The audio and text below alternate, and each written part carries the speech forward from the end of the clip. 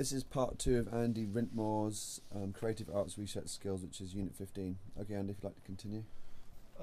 Basically what I was going to say is just that's basically the melting pot of my style. It's got the Keith Moons and the John Bonhams in there.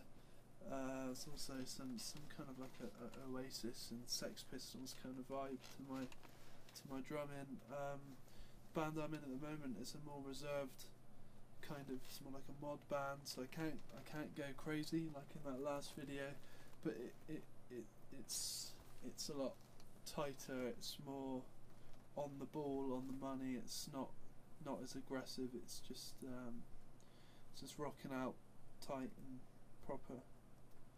That's it, really. Okay, can you just discuss some of the research methods that you did? Well, I remembered the first 2 videos I showed you, Keith Moon and John Bonham. I remembered I watched them on the TV when they were first on, and I remember back when I was getting into some John Bonham about a year ago, I found that second video, remembered it from the TV. That was the only place I could see the black and white footage of him assaulting his kit, and so I've watched it every now and then just for the spectacle. So you found some videos of original footage?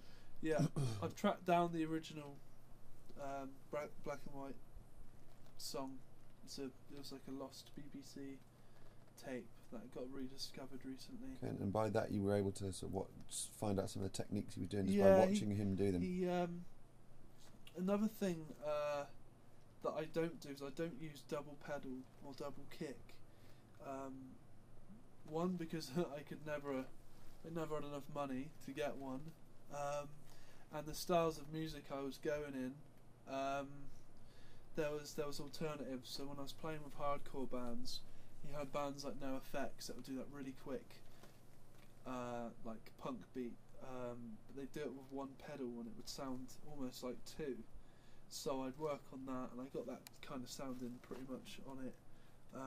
Then I was the more drummers I met and talked to, older drummers, the more they banged on about John Bonham's incredible foot and how he could do stuff with 1 foot that a lot of people couldn't do with 2. And that got me thinking that I just don't need it. Just don't need a double pedal, and it's overused anyway. A lot of the stuff that's out these days, it just gets overused and it butchers the song, in my opinion. And I just think there's a place for double kick, but I prefer single kick, even if you're being a bit fancy with it. What books did you research? I read This Is a Call, The Life and Times of Dave Grohl. I haven't really what did you find out from that book? Basically his just that he grew up listening to Beatles tunes, drumming on his pillows on his bed for about 10 years before he ever got onto a drum kit. And then he found Led Zeppelin. He used to listen so hard to Led Zeppelin. He used to say he could hear the kick drum pedal squeaking, which you can in some songs. Just general stuff like that. Just the melting pot of all of his influences, which have mainly been these big hard hitting drummers. Yep. You can see it in his playing that he just hits everything incredibly hard. Let's just talk about the primary research you did and then the secondary one and the differences between them. So what were the primary sort of like research you did? What interviews did you do, or did you see of the original? Like what did you hear from Dave Grohl's own mouth or John Bonham's own mouth?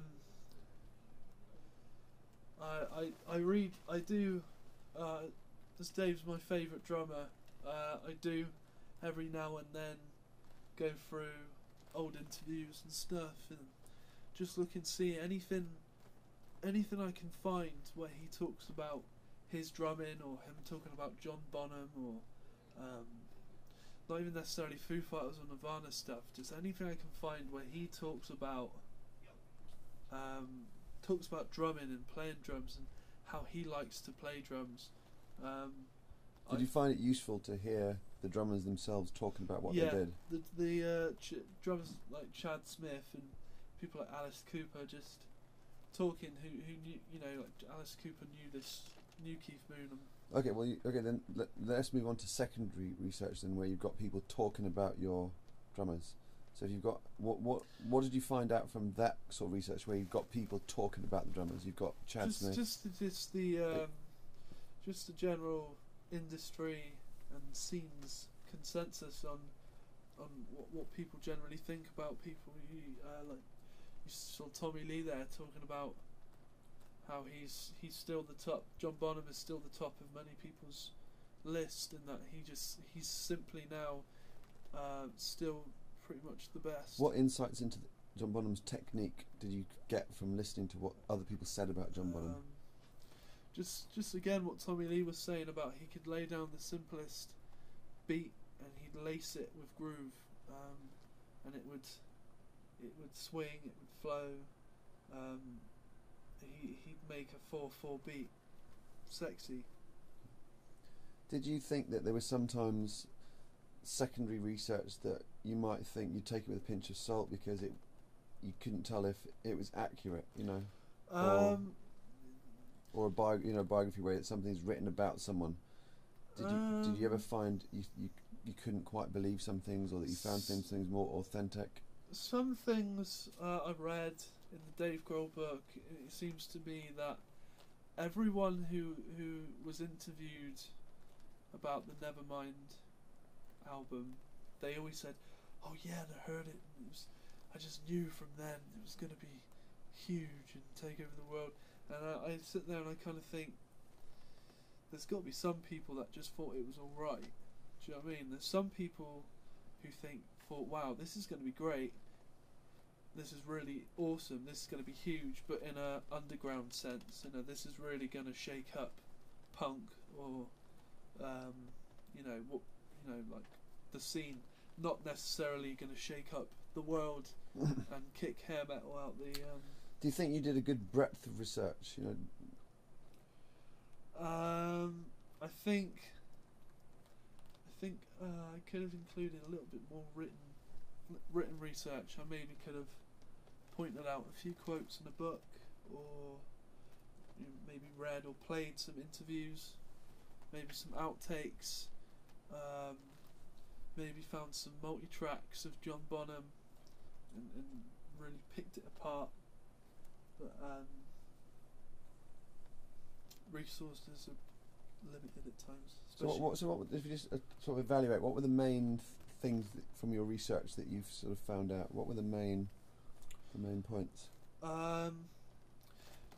First of all, you've got to take everything musical, and then you've got all the, you got to take what Paul Rogers,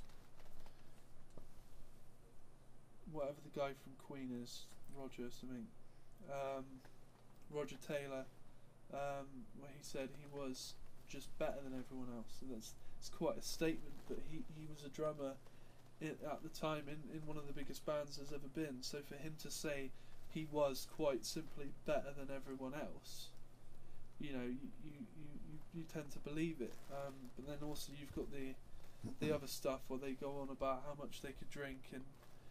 What did in your secondary research, people talking about, let's say, Keith Moon? Yeah. What did you glean from what they said about his technique?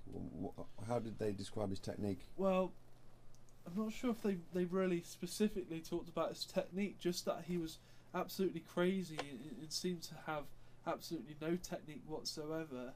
He would just be holding his sticks wrong or all over the place. But yeah, it would be like organised chaos, where almost like he knew exactly what he was doing, even though he looked like he was just hitting any random drum, having like a seizure. Okay, and just pick out maybe one thing that you've taken from Keith Moon, one thing you've taken from Dave Grohl. Keith Moon, taken that a lot of drummers are alike. A lot of drummers have that kind of nervous energy, or kind of ADHD, or just a little bit crazy. Also taken influence from what I think are some really cool drum fills. Just the style and the sounds of the old kits is nothing really. Nothing. It's a lot better than today's kind of quantized, overproduced kits where it just doesn't match up. From John Bonham, I think his main influence has taught me that you can be a powerhouse drummer and break your sticks, but it's also really important to have good groove and good feel. Otherwise, at the end of the day, you're just hitting a drum kit really, really hard, and that's just a bit rubbish, really. So from then on, I take from Dave, mainly his pure simplicity, his straight to the point beats with the power, and I try and bring that kind of John Bonham, AC/DC kind of groove to my playing, so that it's not just abrasive rubbish. That's it, really. Excellent, thanks, Andy.